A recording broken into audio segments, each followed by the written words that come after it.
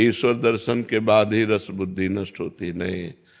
जिस समय हमारा भजन में स्वाद आ जाता है तो इन सब भोगों से विरति हो जाती। भगवत साक्षात्कार के पहले ही, जैसे सूर्योदय होने के पहले ही अंधकार नष्ट हो जाता है ना, प्रातः काल वेला में सूर्य उदय तो बहुत विलंब से होता है, अंधकार पहले ही नष्ट हो जाता है।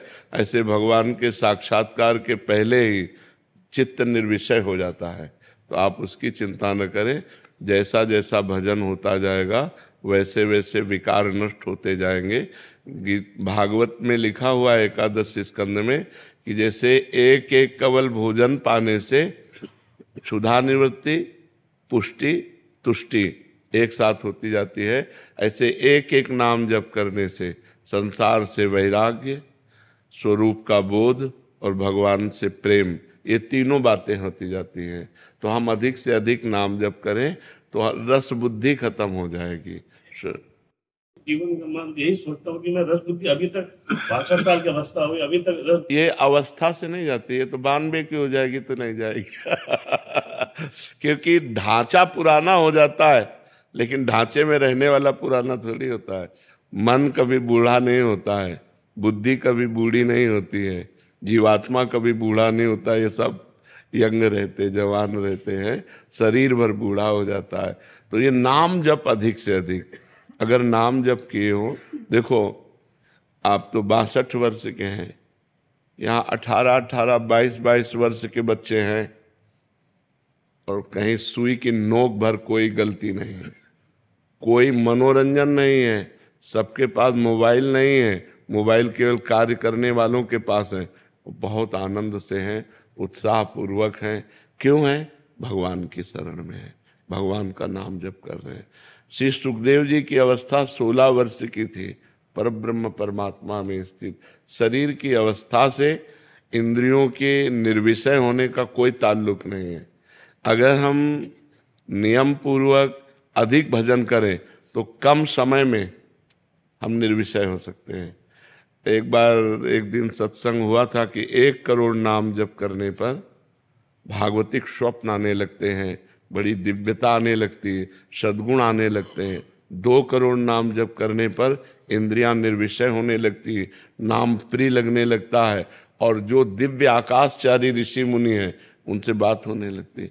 ऐसे करोड़ करोड़ नाम के 13 करोड़ नाम का 13 करोड़ नाम जप करने वाला दूसरों को मोक्ष प्रदान कर सकता है। तो हम नाम अधिक जप करें और अपने आप को भगवद आश्रित कर दें। वो विषय जो निषेध हैं उनको तो स्वीकार ही ना करें, और जो विषय विधि है कि आप स्वीकार कर सकते हैं वो भगवान को अर्पित करके भोगिए, तो रस बुद्धि होने पर भी भगवत प्राप्ति हो जाएगी। जैसे बहुत सुंदर भोजन में रीता है, वो हम भोजन श्री जी को भोग लगा दें, अब हम स्वाद से पाएं। हमारी लाडली जो ने पाया है, रोटी सब्जी दाल खीर पूड़ी जो भी है कितना स्वादिष्ट है, स्वाद बखान बखान करके पाओ तो भी आप बंधोगे नहीं, क्योंकि प्रसादे सर्व दुखानाम हानि रस्योपजायते।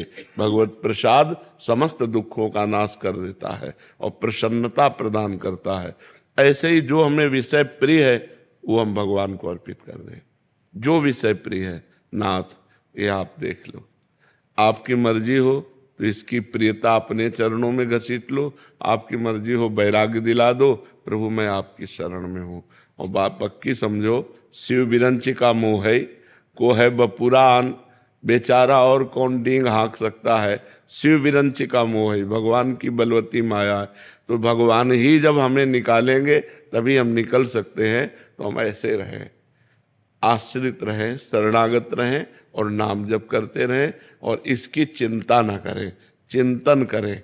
चिंतन जब इसका होगा विषयों का तो फिर हानि हो जाती है। जहाँ हम विषयों का चिंतन करते हैं कि यार, जब विषयों का चिंतन रस बुद्धि से हो तो तुरंत नाम के द्वारा उसे काटो, नहीं नहीं बहुत भोगा, संसार भोग रहा है, नहीं अब नहीं, राधा राधा राधा राधा, तो हम इससे निकल जाएंगे। घबराने की जरूरत नहीं है, ये हमारे प्रभु की ही माया है, किसी दूसरे की नहीं है। नहीं, किसी दूसरे की होती तो घबराने की जरूरत थी। मेरे प्रभु की ही माया है, तो जिस दिन मेरे प्रभु डांट देंगे उसी दिन माया मुक्त हो जाएंगे। ये भरोसा रखकर खूब नाम जप करो। बाबा सिर्फ नाम जप से हो जाएगा? हो जाए, पूर्ण नाम जप से हो जाएगा। नाम जप पूर्ण है। तीर्थ, यज्ञ, दान, पुण्य, स्वाध्याय, इनसे पूर्ण नहीं होगा, लेकिन नाम जप से पूर्ण हो जाएगा। विराज भट्ट जी। राधा वल्लभ श्री हरिवंश महाराज जी, क्या कोई ऐसा उपाय है जिससे मुझे रजोगुण और तमोगुण ना सताएं? हाँ, नाम है ना, जितना नाम जप करोगे, नाम त्रिगुणातीत है। वो रजोगुण तमोगुण से क्या, वो सतोगुण से भी ऊपर कर देगा। त्रिगुणातीत से त्रैगुण ने स्थिति प्रदान कर देगा। जितना हम अधिक, देखो खास बात क्या है, त्रिगुण रचना संसार है, भगवान त्रिगुणातीत है। संसार का चिंतन छूटे, चाहे मंत्र जप रहे हो, नाम जप कर रहे हो, या भगवान के पावन चरित्रों का चिंतन कर रहे हो, या चरित्र सुन रहे हो, या साधु संग महात्माओं का संग कर रहे हो, तो हमारा जब भगवान से संबंधित चिंतन होता है तो वो गुणातीत होता है। और जब संसार का चिंतन होता है तो सतोगुणी है तो सतोगुण बढ़ेगा, रजोगुणी है तो रजोगुण बढ़ेगा, तमोगुणी चिंतन है तो तमोगुण बढ़ेगा। संसार 3 गुणों से ही बना हुआ है और भगवान त्रिगुणातीत हैं। तो यदि हम भगवान का चिंतन करेंगे तो हम गुणातीत हो जाएंगे, संसार का चिंतन करेंगे तो त्रिगुण के अंतर्गत रहेंगे। तो यही डर पे हरिवंश हित, जिनो भ्रमय गुण सलिल पर, जे नामन मंगल लोक त्यों, सो हरिपद भज न विलंब कर। डरते रहो कहीं रजोगुण तमोगुण हमें नष्ट न कर दें, इसलिए जिनका नाम तीनों लोकों का मंगल करने वाला है उन भगवान का नाम जप करें। महाराज जी, घर पे जाते ही थोड़े टाइम तक रहता है यहाँ का प्रभाव नाम का, उसके बाद कभी कभी ऐसा हो जाता है कि मैं तमोगुणी हो गया हूँ और उससे बाहर नहीं निकल पाऊंगा, नाम छूटने लगता है। ऐसा होता है कि नाम छूट जाएगा तो मेरा क्या होगा? बिल्कुल बिल्कुल नहीं, बहुत कृपा आपके ऊपर है। जो नाम छूटने पर आपको पीड़ा होती है, ये भगवान की विशेष कृपा है। विशेष कृपा पात्र में ये लक्षण होते हैं। नहीं तो इस अवस्था में तो भोगों का चिंतन और भोगों की क्रियाएं, इसी में जीव मस्त रहता है। लेकिन आप यौवन अवस्था में भगवान नाम छूट न जाए, इस पीड़ा से युक्त है, इसलिए विशेष कृपा आप कर रहे हैं। ये ध्यान रखिए, खान पान गड़बड़ न होने पावे। अगर हमारा खान पान प्याज लहसुन या शुद्ध भोजन, या जिन पात्रों में लोग मांस बनाते हैं उन पात्रों का भोजन जैसे होटल में है, रिश्तेदारों, फिर हमारी बुद्धि पतित हो जाएगी। तो कुसंग का त्याग करें और अभक्ष भोजन का त्याग करें, और शांत भाव से भगवान के नाम की बार बार आवृत्ति करते रहें, तो हम विजय को प्राप्त कर लेंगे, रजोगुण तमोगुण पर विजय। महाराज जी, एक छोटा सा और सवाल है। मैं दीक्षा की दिनचर्या पालन करने की कोशिश कर रहा हूँ, लेकिन मुझे ऐसा कभी कभी लगता है कि जब तक ऐसा लगे ना तब तक दीक्षा मत लो, नाम जप करो। नाम जप करते रहो, समय थोड़ी व्यर्थ जा रहा है। दीक्षा ना ले और नाम जप करे तो उसका समय व्यर्थ थोड़ी जा रहा है, भगवत प्राप्ति की तरफ आगे बढ़ रहा है। नाम से ही भगवत प्राप्त। मान लो आप राधा नाम जप रहे हैं, या कृष्ण नाम जप रहे हैं, या राम नाम जप रहे हैं, तो किसी न किसी संत के मुख से तो निकला ही है ना, कोई न कोई गुरुदेव तो है ही ना। तो जिनके मुख से हम निकला नाम पकड़ ले, उन्हीं को गुरुदेव मान ले, तो पहली दीक्षा नाम दीक्षा हो गई। फिर जो मंत्र दीक्षा है, जब आत्मबल पुष्ट हो जाए तब लीजिए। जब हमारा आत्मबल पुष्ट हो जाए तब हम मंत्र दीक्षा ले लें, नहीं तो नाम दीक्षा मान करके खूब नाम जप करते रहे। हेमलता जी। राधे राधे महाराज जी, वृद्धावस्था से डर सा लगता है, क्योंकि अभी अरे वृद्धावस्था के बाद एक अवस्था और आती, मृत्यु। वो सब कुछ छुटा देती। वृद्धावस्था में तो कुछ तो बचा रहता है, लेकिन मृत्यु अवस्था आती, वो तो कब आ जाए पता नहीं। वृद्धावस्था के पहले आ जाए कि बाद आवे कोई पता नहीं है। डरो, अगर मृत्यु से डरोगे तो डर कर भगवान की शरण में चले जाओगे। जो सभीत आवा सरनाई, रखी हो ताई प्राण की नाई। भगवान कहते हैं भयभीत होकर मेरी शरण में आ जाओगे तो मैं तुम्हें प्राणों से भी अधिक प्यार करूंगा। तो भगवान की शरण में हो जाओ, पक्का शरीर की दुर्गति होनी है। ये जन्म ही दुर्गति के लिए इस शरीर की, तुम सदगति को प्राप्त हो जाओ। अगर भजन ना हो तो बहुत कष्टप्रद शरीर होता। प्रेम में अपने प्यारे के द्वारा किया हुआ विधान सर्वमंगल में होता है। जोई जोई प्यारो करे सोई मोहि भावे। मेरे प्यारे जैसा करते वैसा भाव। जब तक प्रभु से नहीं जुड़ोगे तो भय ही भय है। कैंसर हो जाए, कहो जवानी में कैंसर हो जाए, कहो क्या रोग हो जाए। अब क्या देखो, हम बचपन से बाबा जी हमारे दोनों किडनी फेल, क्या रोग हो जाए, कौन सी परेशानी आ जाए, हाथ टूट जाए, पैर टूट जाए, दिमाग खराब हो जाए, कब क्या हो जाए। इसलिए हम भगवान की शरण में रहें, कोई पाप कर्म न करें, नाम जप करें तो हृदय में आनंद रहेगा। ऐसी स्थिति में भी हमारे हृदय में उत्साह है, हमारे हृदय में आनंद है, हमारे हृदय में एक शीतलता है, एक गंभीरता है, एक शांति है। ये हम इसलिए बता रहे हैं आपको कि हम भगवान की शरण में केवल इस बात से हम बच रहे। नहीं जैसे पूरे मकान में आग लगा दी गई हो और एक शीतल कमरे में कोई बैठा हो, आंच भी ना पहुंच रही हो, ऐसे हमें भगवान रख रहे हैं कि पूरे शरीर में भीषण कष्ट और हम आनंद में रह रहे हैं। भगवान की शरणागति का ये फल है। अगर भगवान की शरण में हो जाओ, नाम जप करो तो यही आपको भी, आप पर भी कृपा हो जाए। देखो प्रहलाद जी को आग में जलाया गया, पर्वत से दबाया गया, जल में डुबाया गया, विष पिलाया गया, लेकिन कोई फर्क पड़ा क्या? क्यों? क्यों भगवान श्री हरि की गोद में है, वो हरि की स्मृति में है, वो हरि के चिंतन में डूबे हुए हैं। तो क्या आप चिंतन नहीं कर सकते? विचार करो, क्या आप राम राम हरि हरि कृष्ण कृष्ण नहीं जप सकते? आप जप के देखो, इसे साधारण मत मानो, आप कह के देखिए, लोक और परलोक तुम्हारे दोनों मंगल में हो जाएंगे। भाव लगे ना लगे, श्रद्धा बने ना बने, मन लगे ना लगे, केवल जबरदस्ती जपिए। जैसे एक गरीब आदमी ओवर टाइम भी मेहनत करता है पैसे के लिए, ऐसे अधिक से अधिक समय नाम जप कीजिए। देखिए ये लोक और परलोक सब मंगल हो जाएगा, सब जगह आनंद हो जाएगा। रश्मि जी दिल्ली से। अलका जी। महाराज जी आप दोनों का एक जैसा था कि महाराज जी जब सामने परिस्थिति आती है, जब कोई कटु वचन बोलता है, तब नाम क्यों नहीं सुनाई देता? बहुत कोशिश करने पे भी मुख से प्रतिक्रिया हो जाती है। अभ्यास की कमी है।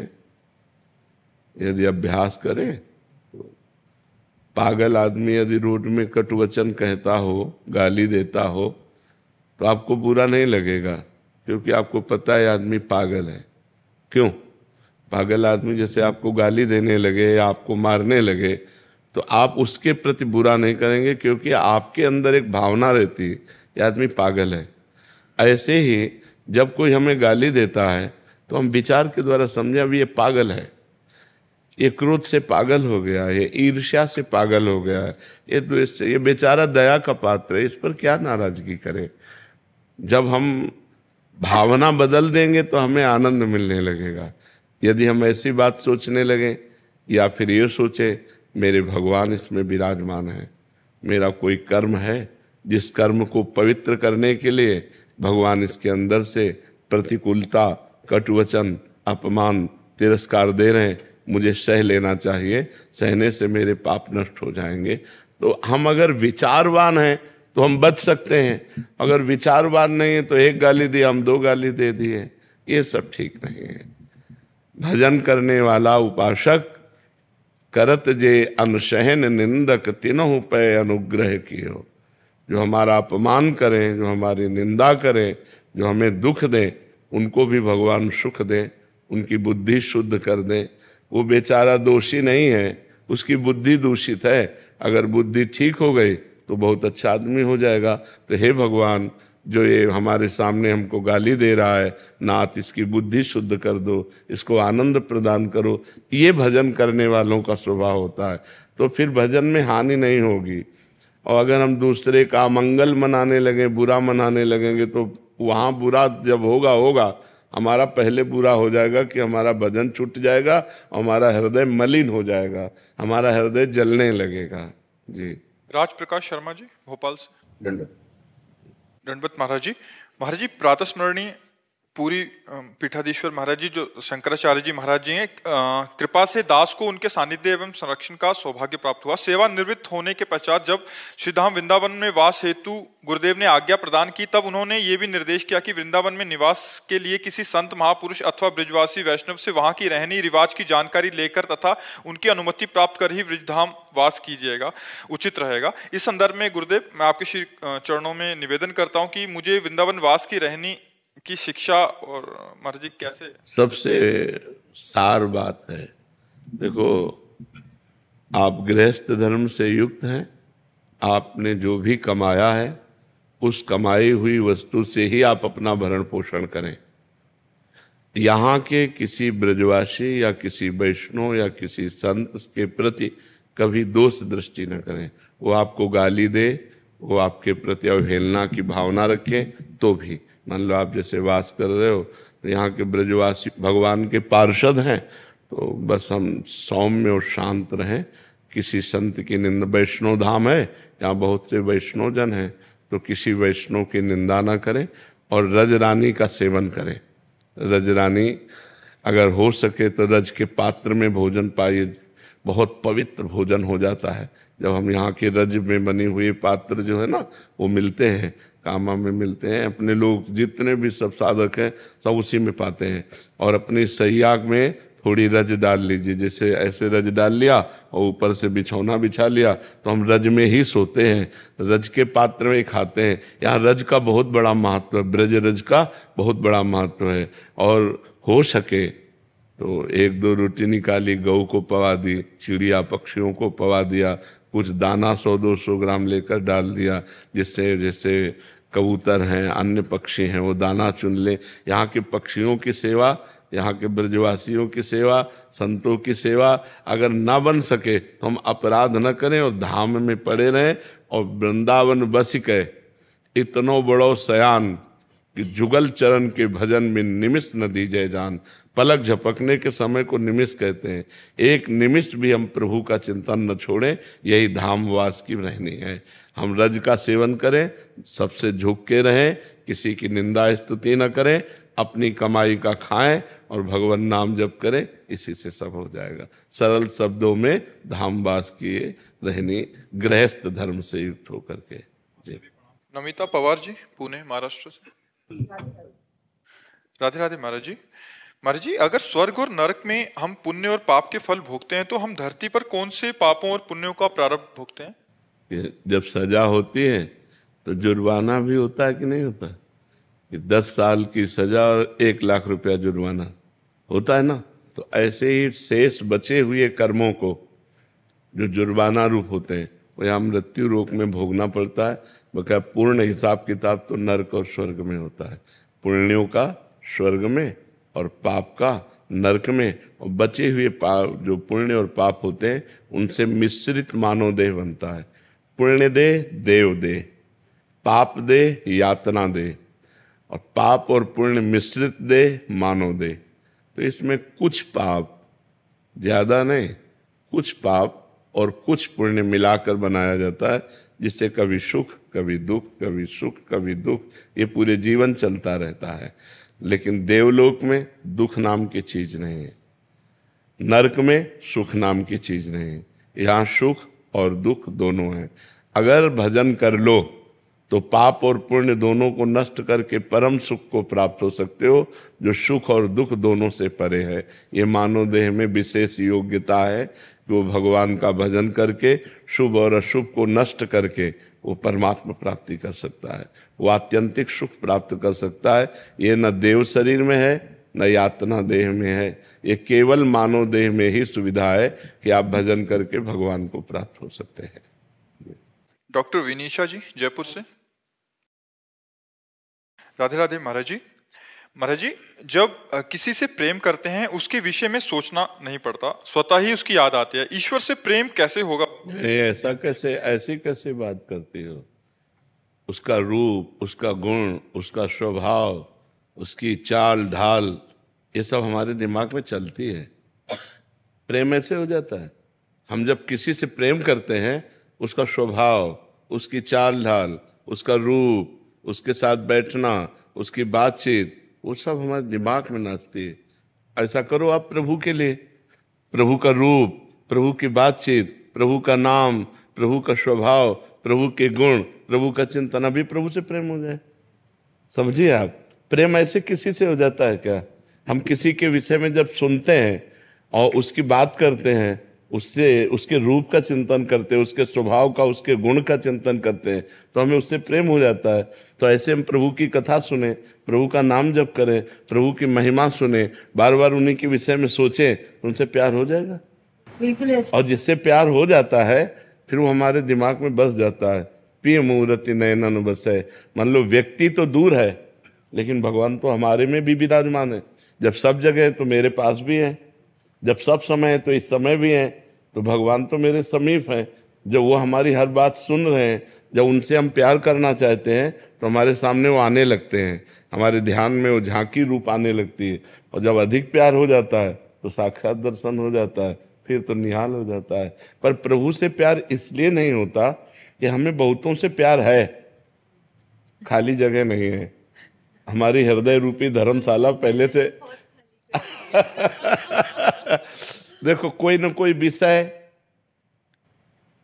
विषय से प्रीति है, अपने शरीर से प्रीति है, अपने शरीर संबंधियों से प्रीति है। तो भगवान ने अपनी प्रीति के लिए कहा है, जननी जनक बंधु सुतदारा, तन धन धाम सुहृद परिवारा, सबकी ममता ताग बटोरी, मम पद मन ही बांध बटोरी। भगवान से प्रेम करने के लिए एक शर्त है कि किसी से आपका प्रेम होना नहीं चाहिए। अगर किसी वस्तु से भी प्रेम है तो भगवान से प्रेम नहीं होगा, वो वस्तु आपको घसीट लेगी। भगवान से प्रेम करने के लिए एकदम समेटना होगा और सीधे पूरा पावर भगवान की तरफ, अभी प्रेम हो जाएगा।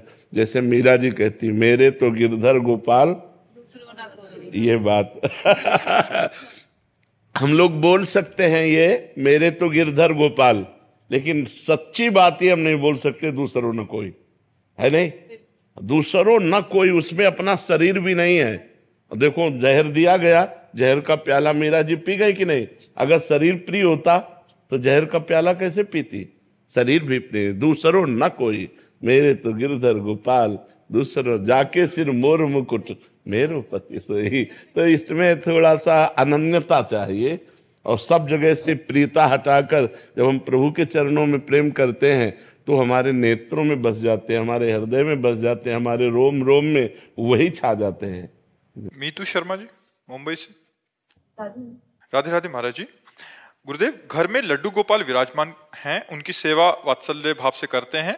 जब किसी मंदिर में दर्शन करने जाते हैं तो महाराज जी वहाँ कुछ भाव हमारा अलग हो जाता है। हमें लगता है कि हमारे ठाकुर जी, मेरे लड्डू गोपाल बड़े हो गए हैं, मेरे से दूर हो गए हैं। महाराज जी ऐसा भाव आता तो महाराज जी क्या? जब जाइए तो अपने गोपाल जी को लेके जाइए कि चलो तुम्हें बड़े भगवान के दर्शन कराते हैं।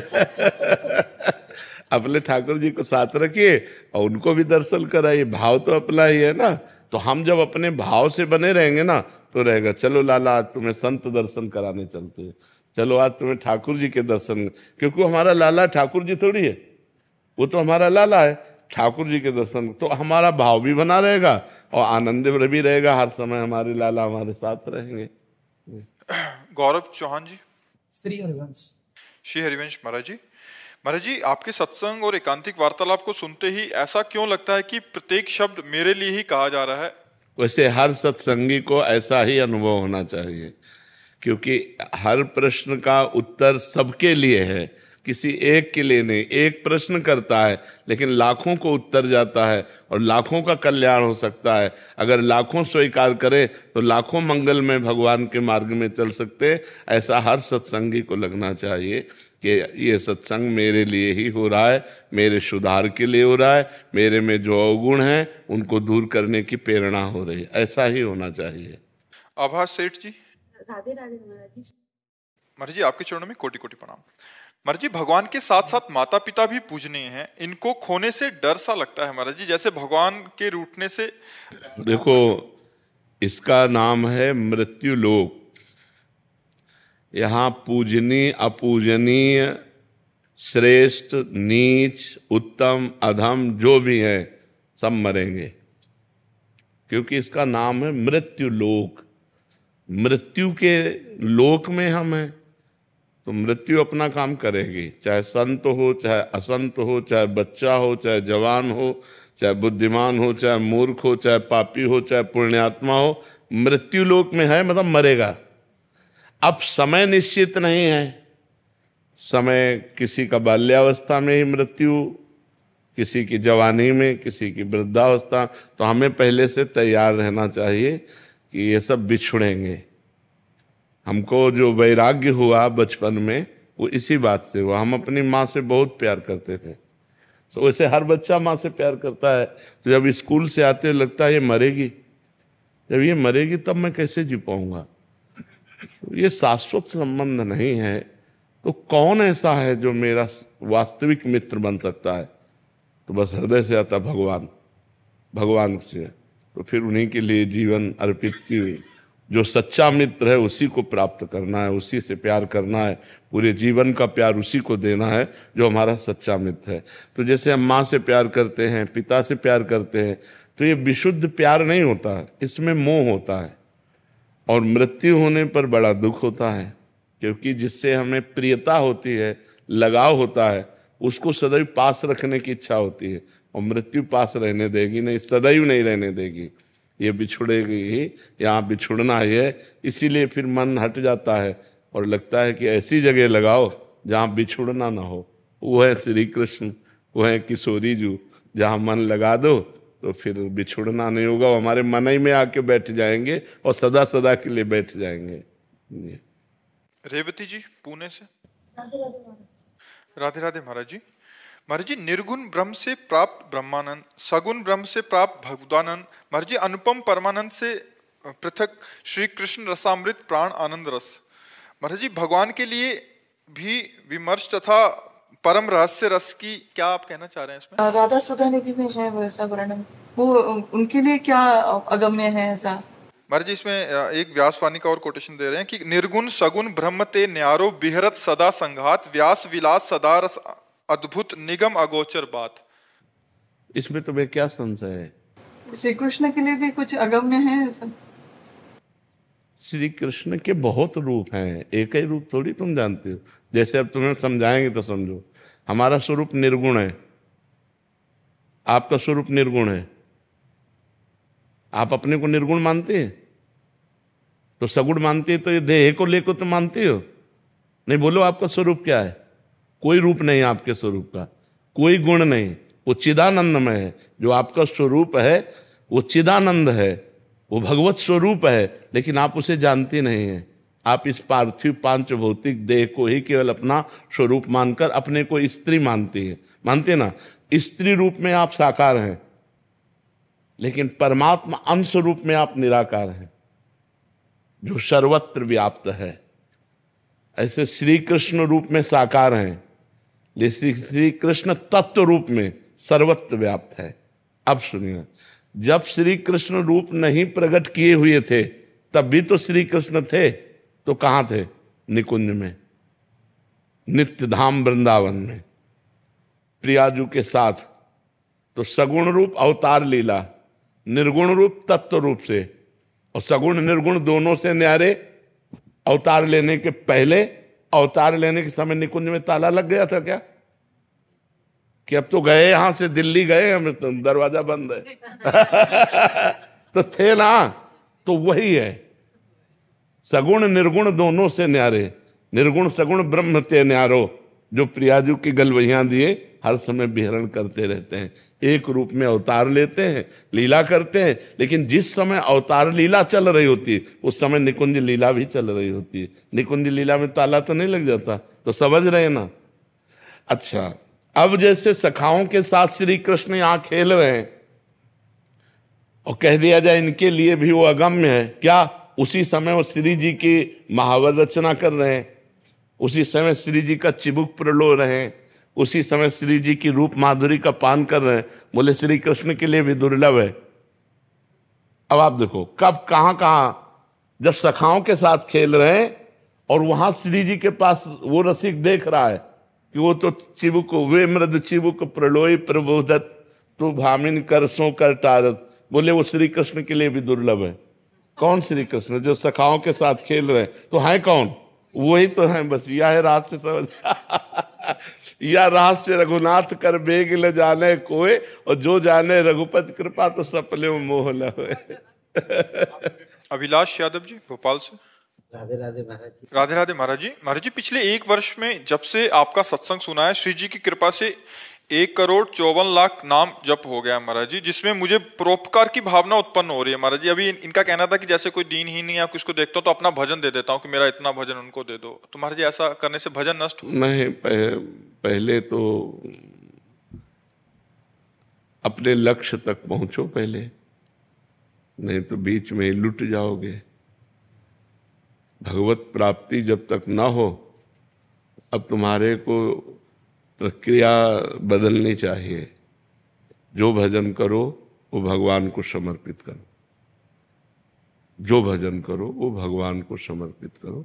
जिसको दीन दुखी देखो तो तन से धन से सुख पहुंचाने की चेष्टा करो, और मन से भावना करो, भगवान आप तो परम उदार हो, आप इसे ठीक कर दो।